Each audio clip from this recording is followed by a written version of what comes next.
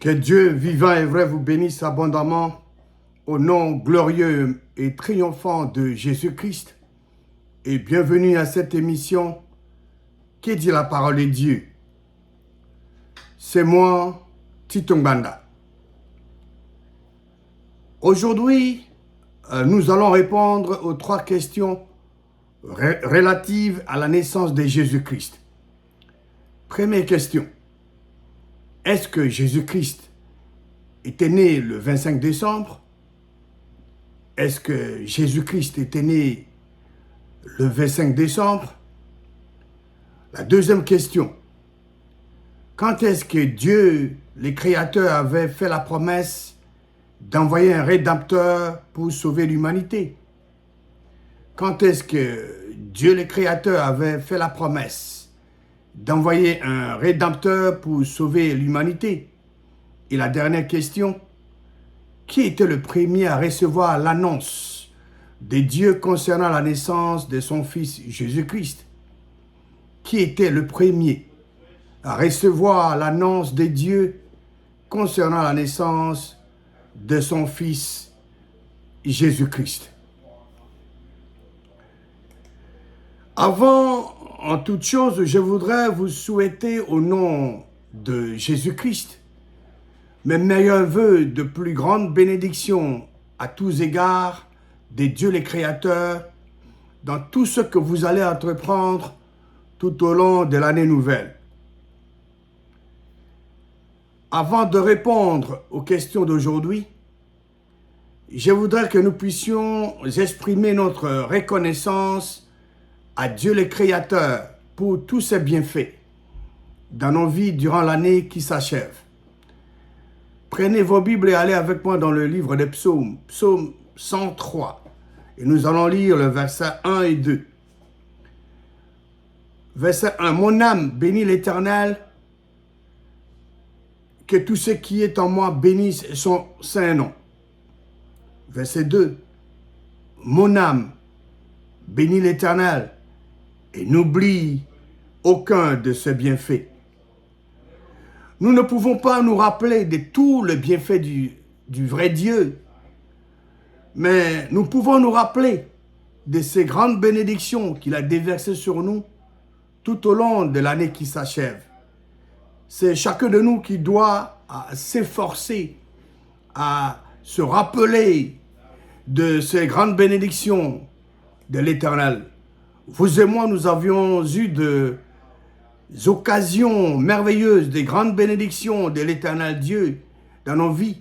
Et nous pouvons nous rappeler de ces grandes bénédictions en exprimant nos reconnaissances à Dieu le Créateur pour ces grandes bénédictions dans notre vie de chaque jour.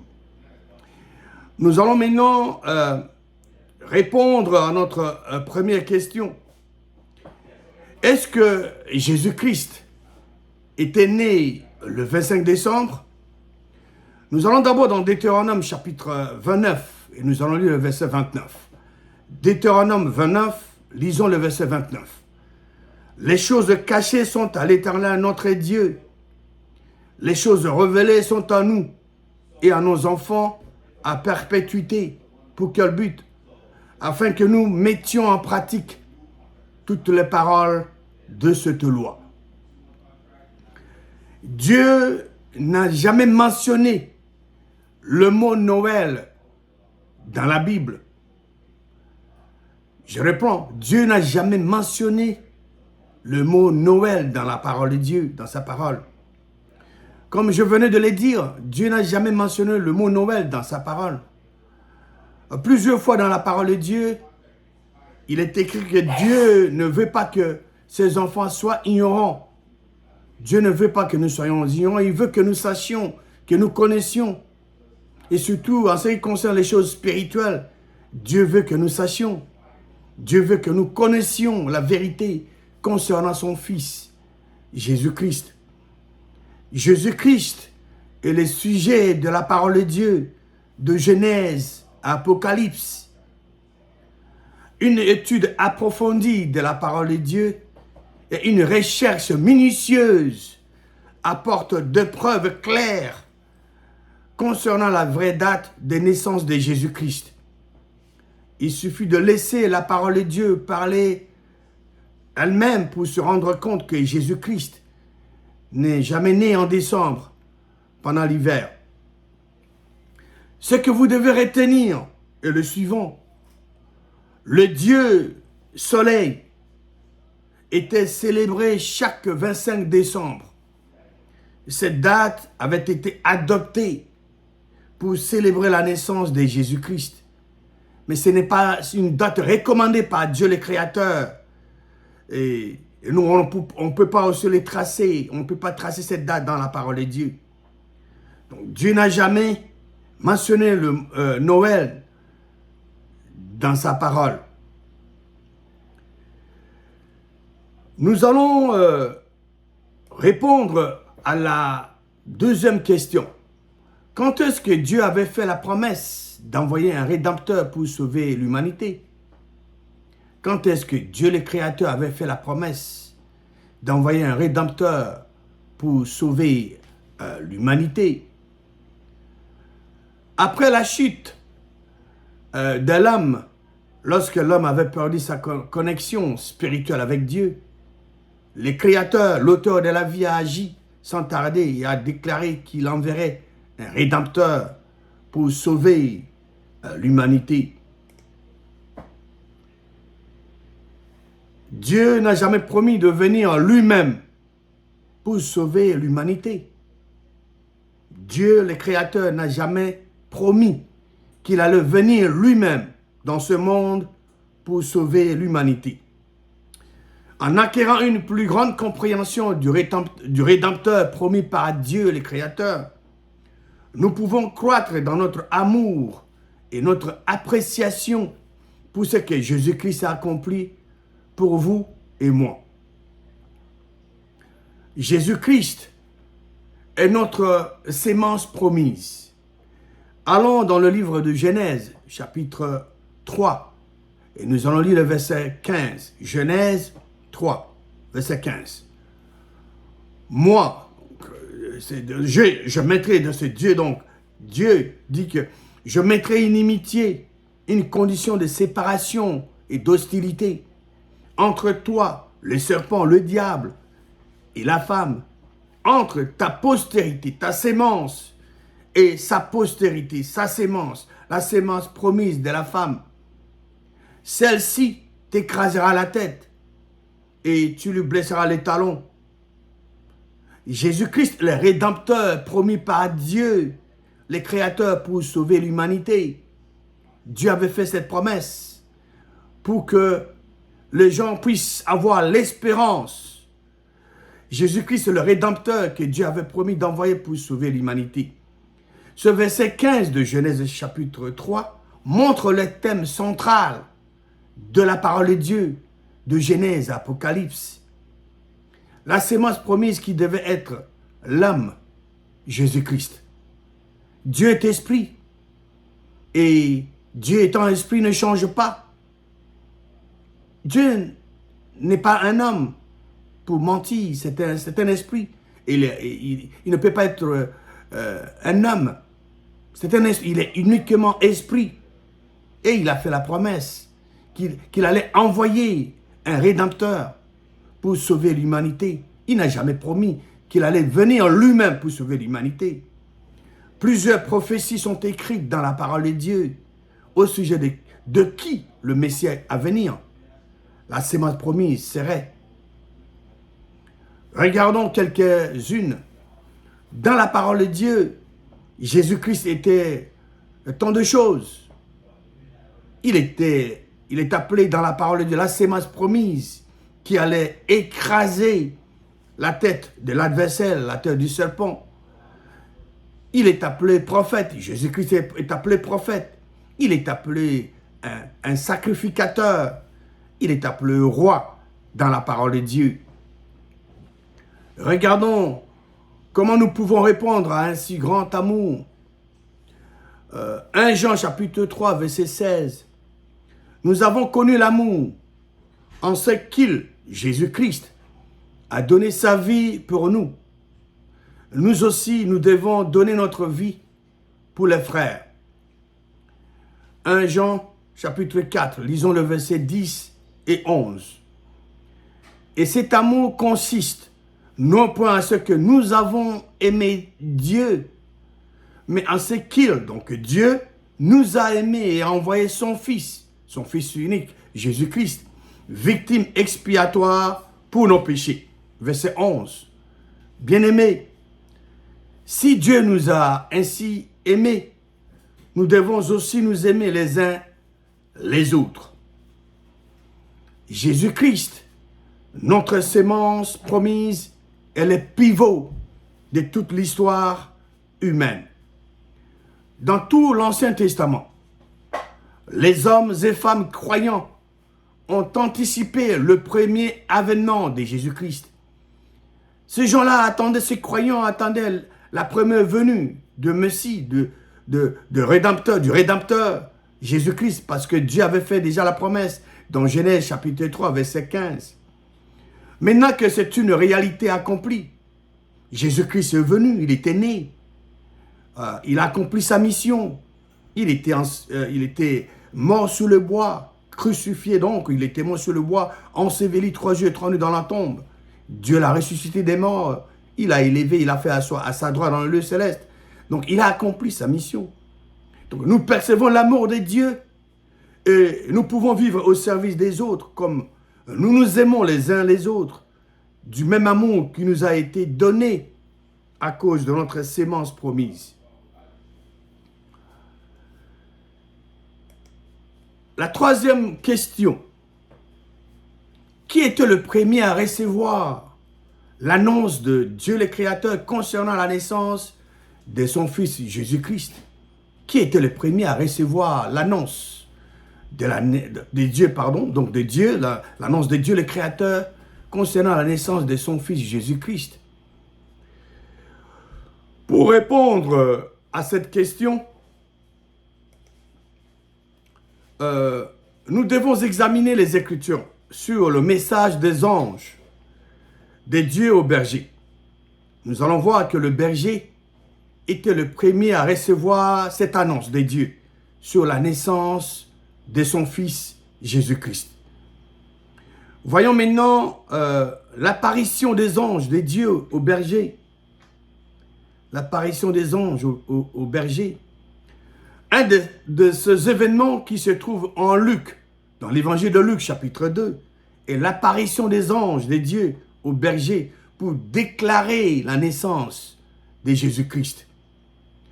Avec un cœur humble, ce berger ont reçu la bonne nouvelle de la naissance de l'enfant Jésus-Christ, l'enfant de Dieu. Et ce berger y ont cru et ont agi en conséquence, puis l'ont déclaré aux autres avec joie. Comment Dieu, le Créateur, avait partagé cette joie de la naissance de son Fils Jésus-Christ avec les autres? Lorsque le Fils unique de Dieu, Jésus-Christ, était né, Dieu avait voulu partager cette joie avec les autres en envoyant de messagers spéciaux pour annoncer cette bonne nouvelle. Dieu, le Créateur, a choisi de bergers humbles pour qu'ils reçoivent la nouvelle de ce merveilleux événement de la naissance de Jésus-Christ. Quel moment spécial pour eux. Qui constituait le groupe de messagers spéciaux que Dieu avait envoyés aux bergers? D'abord, un ange est apparu aux bergers et leur a dit qu'il apportait des paroles de grande joie à l'intention de tout le monde. Le Sauveur, Christ, le Seigneur, était né. Et cela est écrit dans Luc, chapitre 2, versets 9 à 11. Ce premier ange leur a également dit qu'ils trouveraient l'enfant Jésus emmailloté et couché dans une crèche. Ensuite, d'autres anges de Dieu sont apparus aux bergers. Lisons Luc, chapitre 2, versets 9 à 11. Et voici un ange du Seigneur leur apparut, et la gloire du Seigneur resplendit autour d'eux. Ils furent saisis d'une grande frayeur. Verset 10. Mais l'ange leur dit, ne craignez point. Voici le message de Dieu à son peuple. Dieu le Créateur a toujours dit à son peuple, ne craignez point, n'ayez pas peur, ne craignez point, car je vous annonce une bonne nouvelle qui sera pour tout le peuple le sujet d'une grande joie. Verset 11. C'est qu'aujourd'hui, dans la ville de David, il vous est né un sauveur, qui est le Christ, le Seigneur. Nous voyons ici que l'ange a dit au berger, ne craignez point, car je vous annonce une bonne nouvelle qui sera pour tout le peuple le sujet d'une grande joie. C'est qu'aujourd'hui, dans la ville de David, il vous est né un sauveur qui est le Christ, le Seigneur. Merveilleux. Luc chapitre 2, versets 13 et 14. Et soudain, il se joignit à l'ange une multitude de l'armée céleste. Faisant quoi? Louant Dieu et disant, gloire à Dieu dans le lieu très haut et paix sur la terre parmi les hommes qui l'agréent. Les anges avaient quelque chose de très important à dire. Ils ont dit au berger que la naissance de Jésus était une gloire à Dieu et qu'elle démontrerait la paix de Dieu aux autres qui l'agréent. Quel message! Le berger avait maintenant le choix, soit de croire à la bonne nouvelle de Dieu, soit de ne pas la croire. La vie est faite de choix. Ce berger n'était pas des robots. Ils étaient des êtres humains. Ils avaient l'intelligence, la mémoire, la compréhension. Et le message leur a été communiqué, donné par les anges. Et ils avaient le libre arbitre de choisir, de faire ce qui leur avait été communiqué, ou soit de le rejeter. Qu'ont-ils choisi? Les bergers ont choisi de croire à la bonne nouvelle de Dieu et d'agir selon ce qu'ils ont entendu. Merveilleux. Donc, ce croyants ont entendu ce que les anges leur ont dit. Ils sont partis sur le champ pour trouver l'enfant Jésus. Nous pouvons voir qu'ils se sont confiés en Dieu et ont cru la bonne nouvelle que les anges leur avaient annoncée. Lisons Luc chapitre 2, versets 15 et 16. Verset 15, lorsque les anges les eurent quittés pour retourner au ciel, le berger se dirent les uns aux autres, allons jusqu'à Bethléem et voyons ce qui est arrivé, ce que le Seigneur nous a fait connaître. Tu leur as fait connaître, nous venons de le lire, le Seigneur, Dieu le Créateur, il leur a fait connaître quoi? La naissance de son Fils, la naissance du Fils de Dieu, la naissance de Jésus-Christ. Ils y allèrent en hâte et ils trouvèrent Marie et Joseph et le petit enfant couché dans la crèche. Comment le berger ont-ils trouvé le nouveau-né Jésus? Le berger ont trouvé le nouveau-né Jésus exactement comme l'ange avait dit qu'il le trouverait. Le timing de Dieu était parfait. Cela a dû apporter une grande joie aux bergers lorsqu'ils ont vu que Dieu avait tenu sa promesse.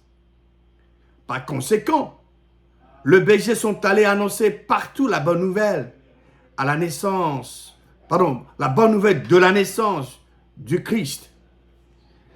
Ces croyants ont été tellement enthousiasmés par ce que Dieu avait fait qu'ils ont voulu en parler à tout le monde. Lisons Luc chapitre 2, versets 17 et 18. Verset 17. Après l'avoir vu, ils racontèrent partout ce qui leur avait été dit au sujet de ce petit enfant.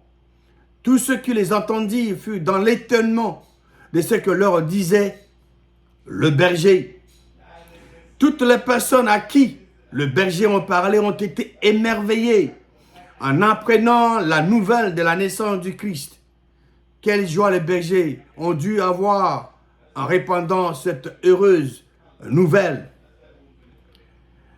Nous pouvons voir que Dieu n'a pas choisi un roi ou deux hommes riches et puissants ou le chef religieux de cette époque pour qu'ils attendent son message, mais des humbles bergers qui, ils le savaient, croiraient et répandraient le message avec joie. Dieu regarde au cœur.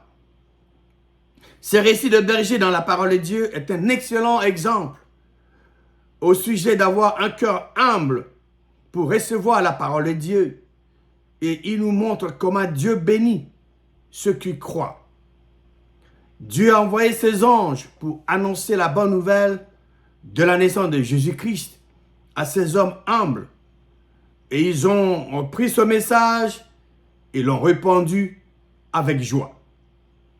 Comme le berger croyant, nous pouvons recevoir la parole de Dieu, agir en conséquence et ensuite la déclarer aux autres avec joie.